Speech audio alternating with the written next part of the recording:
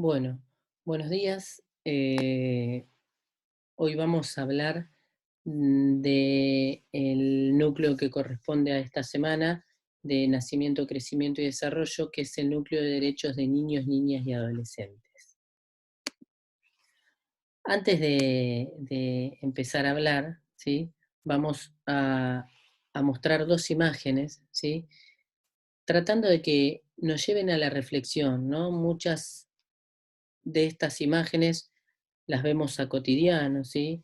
Muy frecuentemente, y tratar de preguntarnos qué ves cuando los ves, ¿sí? A propósito de el núcleo de esta semana, ¿no? De lo que es derechos de niños, niñas y adolescentes.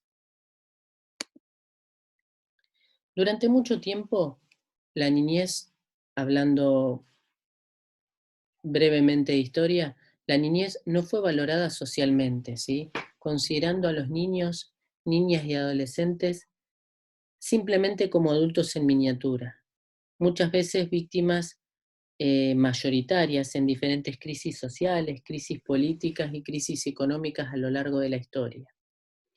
Considerado al niño un ser moldeable y pasando muchas veces como mano de obra barata, como por ejemplo alrededor de la Revolución Industrial Europea. Por suerte, ¿sí? A partir del siglo XX, se empezó a analizar la infancia como una etapa de mayor importancia del ser humano, ¿sí? O por lo menos dentro de las etapas de mayor importancia del ser humano.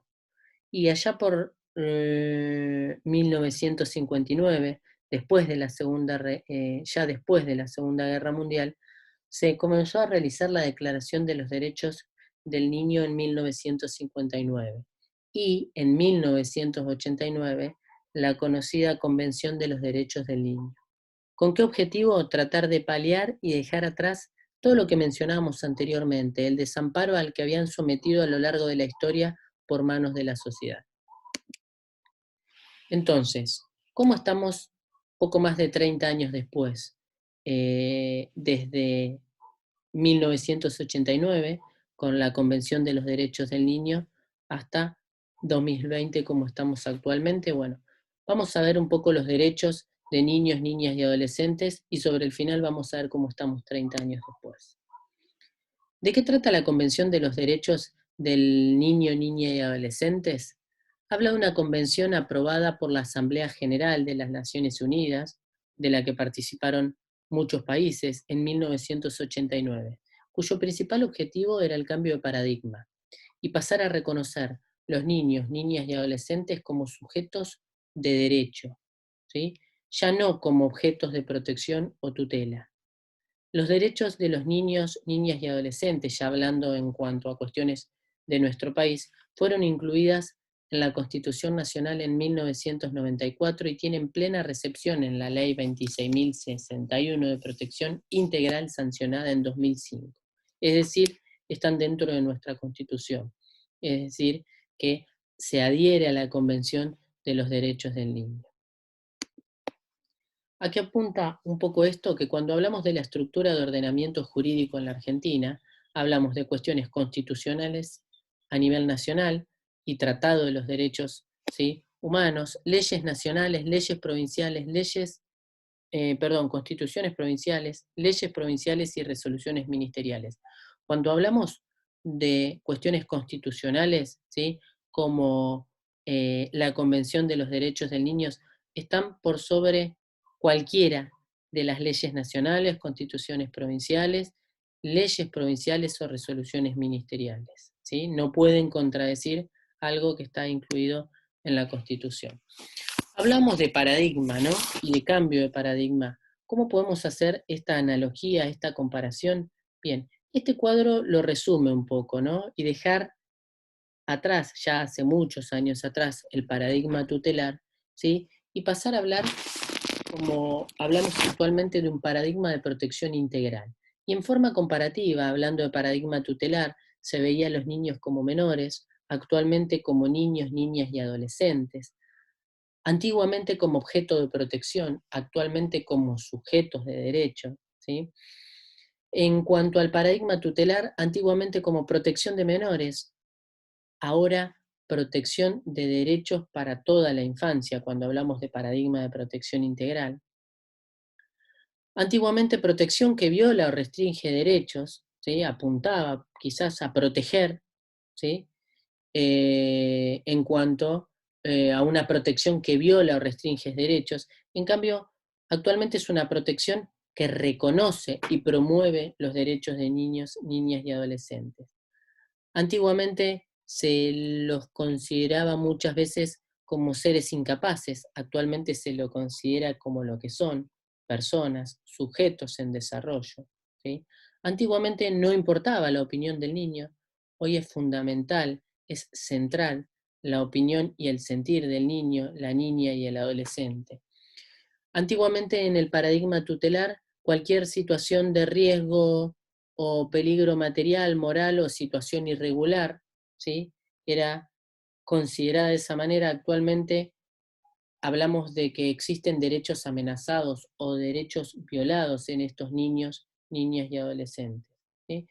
En el paradigma tutelar, muchas veces se hablaba de un menor abandonado como un probable, un potencial delincuente. Actualmente se termina con ese determinismo, desaparece ese determinismo, considerando a este niño, a esta niña, como un ser en el que son amenazados y violados sus derechos. ¿Está? Un poco este cuadro resume lo que es previo a la Convención de los Derechos del Niño en 1989 para lo que pasan a ser los derechos en cuanto al paradigma de protección integral, viendo al niño como un sujeto de derecho, ¿sí? En el que se deben proteger, reconocer y promover todos sus derechos, conociendo a tal como una persona en desarrollo, en la cual es central la opinión del niño, la niña y el adolescente. Cuando hablamos de enfoques de derechos del niño, tenemos que dejar de hablar de un estatus inferior y ser definido a través de sus déficits cuando hablamos de los niños o de las niñas, para ser considerado como lo que son, personas en un periodo especial de su vida, ¿sí? ¿Y especial en qué sentido? Como vimos en los núcleos anteriores, son sujetos en desarrollo, en el que está en juego su desarrollo, como venimos viendo en los núcleos anteriores, desarrollo motor, desarrollo psicomotor, psicosocial, donde se están desarrollando todas sus potencialidades, donde desde el enfoque de los derechos los tenemos que hacer valer más que nunca, ¿sí? Son sujetos de derechos especialísimos, dotados de una protección complementaria, pues deben agregar y debemos agregar garantías por sobre las que correspondan a todas las personas, reconociendo su calidad de ser en desarrollo y por ende proteger y potenciar por parte y garantizado, ¿no? Por parte de la familia, de la sociedad y del Estado. Cuando hablamos más específicamente de enfoque de los derechos del niño, niñas y adolescentes en cuanto a políticas de salud pública, vamos a mencionar algunos derechos, ¿no? Derecho a la no discriminación, derecho de interés superior de niños, niñas y adolescentes, derecho a la vida, al desarrollo y a la supervivencia, derecho del niño a ser escuchado, es decir, a tener una participación activa de su pensar y más que nada de su sentir, ¿sí? Y relacionado a esto, en la participación activa, derecho al niño a ser escuchado, también viene de la mano con esto la autonomía progresiva, que es lo que vamos a pasar a ver a continuación, ¿no? Vamos a empezar, en realidad, a hablar de cada uno de estos derechos. El derecho a la no discriminación, básicamente, las palabras en este caso lo dicen todo, ¿no? Derecho a la no discriminación independientemente de la religión, la raza, el color, el sexo, el idioma, el impedimento físico o lo que fuese. Existe el derecho a la no discriminación de niños, niñas y adolescentes. Pasando a otro derecho, hablamos del principio general de interés superior de niños, niñas y adolescentes. Y esto tiene que ver y apunta a qué? Que en todas las medidas concernientes al bienestar social de los niños, ya sea en cuestiones de tribunales, de autoridades administrativas, de cuestiones legislativas, tendrán una consideración primordial a las que se le atenderá. Está, es decir, tienen prioridad. derecho a la vida, derecho al desarrollo, derecho a la supervivencia. Todo esto viene, esta parte de los derechos apuntan un poco a lo que mencionábamos anteriormente, ¿sí? Al momento de desarrollo de su vida, a ir transformándose en seres autónomos, independientes. En estos momentos es fundamental hacer valer sus derechos para alcanzar su máximo potencial, y esto incluye derechos a la alimentación, derecho a la vivienda, al acceso a agua potable, acceso a los sistemas de salud, donde va a tener también interés superior del niño, niña y adolescente, es decir, tienen prioridad, por ejemplo, en situaciones actuales como las de pandemia que vivimos actualmente, ¿sí? Acceso a la educación, accesos al juego y acceso a los descansos, ¿sí? Todo esto en el contexto de alcanzar su máximo potencial en cuanto al desarrollo. Tenemos que garantizar las condiciones para que esto suceda. Pasando a otro derecho, hablamos del derecho de los niños a ser escuchados, ¿sí? Y en función de esto hablamos de participación infantil, ¿sí? En todo procedimiento, ya sea judicial o administrativo, que afecte al niño, ya sea directamente o a través de un representante, se dará la opinión al niño, se dará la posibilidad al niño de ser escuchado. Cuando hablamos de participación activa, ¿sí? De derecho al niño a ser escuchado, viene de la mano con el reconocimiento de la autonomía progresiva, ¿sí? Considerando a la niñez y a la adolescencia en la capacidad de su discernimiento, es decir, cuando el niño o la niña, y más que todo el adolescente, tiene capacidad de discernimiento, nos imponen la obligación de atender a las consultas de todo menor de 18 años con o sin acompañamiento de otra persona, ¿sí? Siempre y cuando se presente al servicio de manera voluntaria, ¿sí? Y siempre y cuando, ¿sí? Consideremos el discernimiento de este niño, niña y adolescente. Entonces, repasando un poquito esto, hablamos de derechos a la no discriminación, derechos de interés superior de niños, niñas y adolescentes, derecho a la vida, al desarrollo y a la supervivencia, derecho al niño a ser escuchado en participación infantil, participación activa, escucha de su pensar, de su sentir, y relacionado a esto, la autonomía progresiva, ¿sí? Sobre todo cuando hay capacidad de discernimiento. Cuando hablamos de derechos personalísimos de niños, niñas y adolescentes, ¿sí? Y apuntado un poco al acceso autónomo a la atención de la salud integral, de la salud integral sexual y reproductiva, esto lo pueden encontrar en la página del Ministerio de Salud y Desarrollo Social de la Presidencia de la Nación. Vamos a ir hablando un poquito de qué se trata esto. Incluido en el Código Civil y Comercial de la Nación, ¿sí? El régimen especial de cuidado del propio cuerpo, cuidado del propio cuerpo, como las palabras lo dicen, ¿sí? Habla de la capacidad general de todas las personas, ¿sí? Y empezando por los niños, niñas y adolescentes, apuntando, como decíamos anteriormente, al interés superior, a la autonomía progresiva y a la representación o asistencia para el consentimiento, ¿sí? En caso de que necesite un representante el niño o la niña. A medida que avanza, ¿sí? la, la edad, la maduración, el desarrollo, ¿sí? Se alcanza la capacidad de consentir. Y cuando hablamos de adolescentes entre 13 y 16 años, pueden consentir toda práctica que no implique consentimiento o riesgo de vida. Pueden consentir toda práctica para la salud de su propio cuerpo, ¿no? Ya cuando pasan los 16 años, existe una capacidad plena de decisiones sobre los cuidados de su propio cuerpo, ¿sí? Como una persona adulta.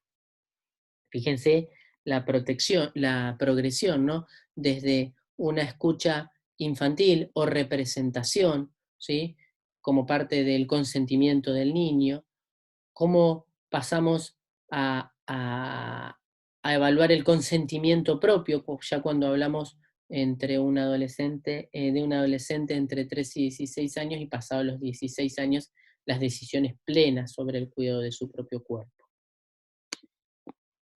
La Ley 25.673, Programa Nacional de Salud Sexual y Procreación Responsable, habla del acceso a la salud sexual y salud reproductiva, en la cual la información debe ser clara, completa y oportuna, y se debe garantizar el acceso a preservativos y métodos anticonceptivos, ¿sí?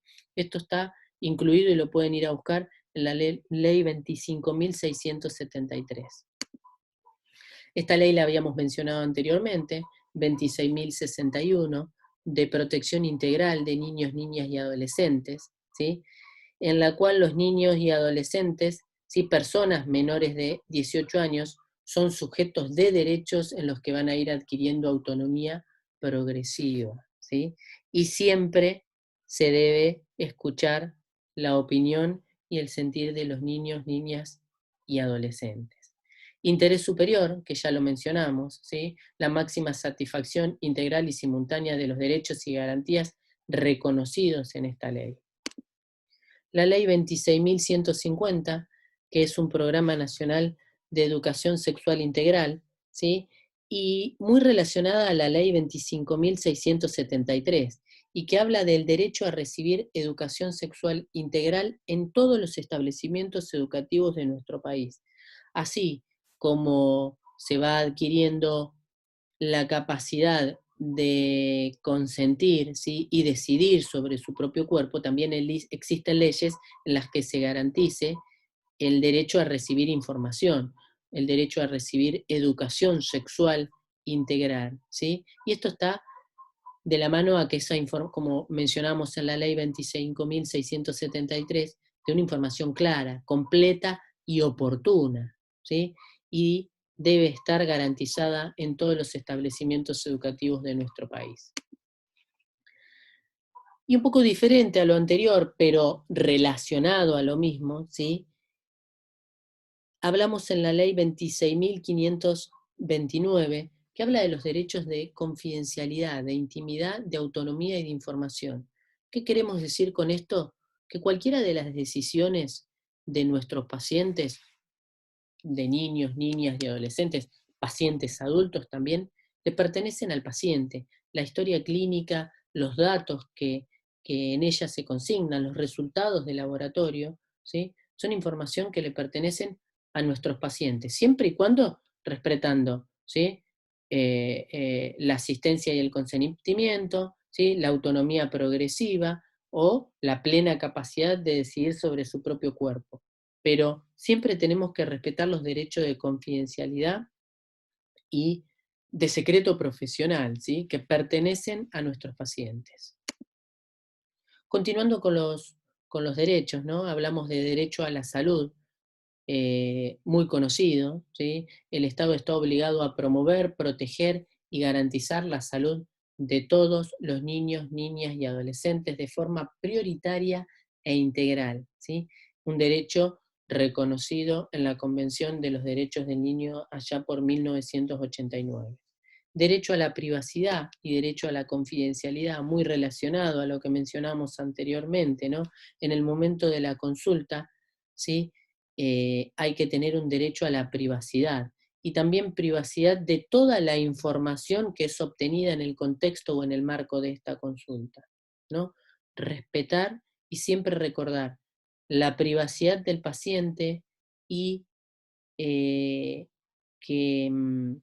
los datos de las historias clínicas, ya sea una historia clínica, un paciente internado, ambulatoria o lo que fuese, siempre le pertenece a nuestros pacientes, la información en general, ¿sí? Entonces, respetar la confidencialidad y nuestro secreto profesional. Relacionado a los derechos de niños, niñas y adolescentes, no podemos dejar de hablar de la violencia hacia niños, niñas y adolescentes, ¿no? Y apuntado un poco a esto, cómo nos deberíamos manejar. En todas las consultas, especialmente en aquellas en las que se identifique indicio de violencia o maltrato, siempre es necesario solicitar un espacio para conversar y revisar a nuestro paciente, sin la presencia de una persona adulta que lo acompañe y que lo pudiera condicionar, ¿sí? Entonces, podemos estar acompañados de otro profesional de la salud, muchas veces es recomendable, acompañado de nuestra compañía en la psicóloga, en una trabajadora social, ¿sí? Pero siempre tenemos que brindar un espacio para conversar y revisar a nuestro paciente, sin la presencia de una persona adulta que lo acompañe, siempre y cuando hablemos que encontremos situaciones que indiquen indicios de violencia o maltrato, ¿no? Es obligación de de los profesionales de la salud atender a la salud integral, es decir, biopsicosocial, y que esto incluye las acciones necesarias para iniciar el proceso de restitución de sus derechos vulnerables. Es decir, si nosotros detectamos situaciones de violencia o de maltrato, es nuestra obligación como profesionales de la salud atender a la salud integral, biopsicosocial de nuestro paciente y hacer valer y restituir los derechos que en este caso están vulnerados. Cuando hablamos de violencia sexual, el Código Penal, en este caso, considera que antes de los 13 años cualquier niño, niña o adolescente no están en general en condiciones de prestar consentimiento sexual válido. Y por tanto, la persona adulta que tenga relaciones sexuales con menores de 13 años debería ser sancionada, debe ser sancionada penalmente. Y los profesionales de la salud tenemos tres obligaciones frente a situaciones de violencia sexual. ¿Cómo debemos actuar en cualquier situación de violencia sexual? Eh, de la siguiente manera. Tenemos la obligación de prestar una escucha activa, es decir, siempre debemos tener una escucha activa por parte de nuestros pacientes.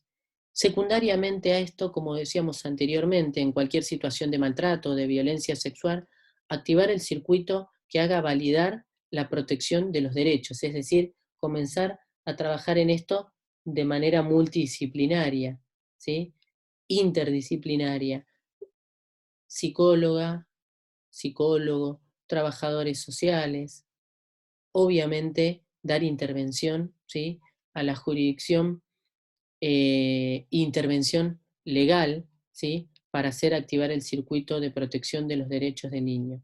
Y esto viene relacionado del punto siguiente, ¿no? Denunciar la violencia sexual sufrida por por una persona menor de 13 años ante las autoridades sanitarias. Entonces, como resumen, las obligaciones frente a situaciones de violencia como profesionales de la salud tenemos que, en primera instancia, tener una escucha activa de lo que sucede con nuestro paciente, de la situación de maltrato a la que está siendo sometida, ¿sí? En segundo lugar, activar el circuito de protección de derecho y denunciar la violencia sexual sufrida por una persona menor de 13 años a nuestras autoridades.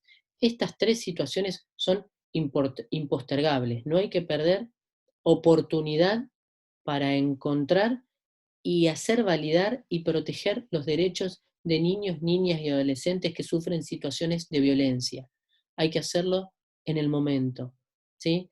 Hacer valer su derecho a la salud y todos los derechos que venimos hablando en este momento. Escucha activa, activar el circuito de protección de derecho y denunciar situaciones de violencia sexual a nuestras autoridades. Son obligaciones nuestras como profesionales de la salud. También cuando hablamos de derechos de niños, niñas y adolescentes, no podemos dejar de lado lo que significa el trabajo infantil, ¿sí? Y cuando hablamos de trabajo infantil en el cual están vulnerados los derechos de niños, hablamos de cualquier trabajo en el que física, mental o moralmente sea perjudicial para el niño, afectando sus derechos de espacio para el juego, sus derechos de cumplir con su educación, con su concurrencia escolar, ¿sí? Son situaciones de trabajo que impiden los derechos del niño. Ahora bien, podemos hablar de diferentes concepciones del trabajo infantil, ¿sí? Y van a ver que lo encontramos en la bibliografía, cuando lean de la bibliografía, a dos situaciones diferentes, ¿no? ¿A qué situaciones apunto en este caso cuando hablamos al trabajo como factor de desarrollo, autonomía e identidad del niño? O, a diferencia de este, cuando hablamos del trabajo en condiciones de explotación. Y no explotación en situaciones extremas, sino explotación en el simple caso en el que no se estén cumpliendo sus derechos, ¿sí? Derechos a jugar, derechos a la escolaridad, derecho al descanso, derecho a tener acceso a la salud, ¿sí? ¿Cómo diferenciamos estas situaciones? Cuando hablamos como trabajo como factor de desarrollo, autonomía y de identidad, ahí vemos una imagen. Es aquella situación en la que se realiza sin interferir en su escolarización y sin violar ninguno de sus derechos, ¿sí? Muchas veces con el objetivo de inculcar valores de ayuda en las tareas de la casa, o de colaborar en la empresa familiar, o ya cuando se es más adolescente, ganar algo de dinero en su momento de vacación, en su momento de descanso, cuando uno está encontrando su autonomía, su identidad como niño, niña y adolescente, siempre y cuando sea fuera del horario escolar y para sus propios gastos, ¿sí? Prácticas de crianza o trabajos supuestamente aceptables, ¿no? Siempre y cuando estos trabajos, lógicamente, sean aceptables y acorde a la edad del niño, la niña o del adolescente. ¿Está? ¿Sí? Esto tiene que quedar claro, ¿sí? En este caso son más tareas de ayuda en la casa, ayuda doméstica, colaboración con la empresa familiar, pero siempre tienen que tener prioridad los derechos que venimos mencionando anteriormente. En este caso, hablamos de un trabajo como factor de desarrollo, autonomía e identidad del niño. Es muy diferente cuando hablamos en el trabajo de condiciones de explotación, en el que muchas veces existen trabajo completo a edad muy temprana, ¿sí? Horario laboral prolongado, trabajo de noche, trabajo que interfiere con el sueño, con el descanso del niño, con el descanso de la niña, trabajo y vida en las calles en malas condiciones, como vimos en la imagen, ¿sí? Y muchas veces en la realidad, con la frase que ves cuando los ves, que buscamos de encontrar la reflexión, y muchas veces, incluso como ciudadanos, eh, me duele decir que hasta naturalizamos estas situaciones, ¿no? En las que vemos trabajos en la calle y en malas condiciones, ¿sí? Trabajos en condiciones de explotación también habla de remuneración inadecuada, de trabajo donde se requiere asumir demasiada responsabilidad, no es acorde a un sujeto en desarrollo, trabajo que obstaculice el acceso a su educación, la explotación sexual, trabajos que eh, eh, socaven, sí, la dignidad y el autoestima, afecten la dignidad y el autoestima de los niños, tales como la esclavitud, trabajos que perjudiquen el pleno desarrollo social y psicológico, y aún peores formas de trabajo, ¿no? Fíjense a las claras esta imagen, ¿no? Para nada, ya con el primer punto, ¿sí? No es un trabajo acorde a la edad del niño, ¿sí? Ni siquiera las condiciones laborales, ¿no? Pero bueno, quiero que se entienda bien las dos concepciones, ¿no? Trabajo como factor de desarrollo, autonomía e identidad, en el que no se debe violar ninguno de los derechos que venimos hablando, que es muy diferente a el trabajo infantil en condiciones de explotación, que es básicamente lo que estamos viendo escrito en esta filmina. Entonces, como habíamos mostrado en la segunda, tercer filmina o por ahí, cómo estamos 30 años después, de 1989 a 2020, nos queda mucho por hacer, y ya antes de pasar a lo que sigue, seguramente ustedes estarán pensando que sí, ¿no? Vamos a ver algunas cuestiones de estadística. Según un informe de la UCA en abril de 2009, aproximadamente el 51,7% de los niños sigue siendo pobre en la Argentina, con consecuente privación de la mayoría de sus derechos. A nivel mundial, en países en desarrollo, 1 de cada 3 niños sufre pobreza extrema. De cada 100 niños que nacen en el mundo, 40 carecen de identidad, existencia oficial o reconocimiento de nacionalidad. 26 no estarán inmunizados contra ninguna enfermedad. Hablamos de inmunidad natural, de inmunidad artificial activa, es decir, de vacunas, ¿no? 17 nunca irán a la escuela a nivel mundial. 26 millones de los niños actualmente realizan trabajos peligrosos. 8 millones de niños realizan actualmente trabajos en condiciones de esclavitud y 1 millón trabajan en las minas de Asia y Sudáfrica. En los últimos 10 años, más de 1 millón de niños han fallecido en conflictos armados. Fíjense y fijémonos si queda mucho por hacer, si mucho más allá de la Convención de los Derechos del Niño, ¿sí? Como ciudadanos y como futuros trabajadores de la salud, nos quedan muchos derechos por cumplir en nuestros niños, niñas y adolescentes como sujetos de desarrollo, en los que tenemos que brindar las máximas garantías para alcanzar su máximo potencial, como venimos viendo en los núcleos anteriores de desarrollo, ¿sí? Eh, Nada, no mucho más.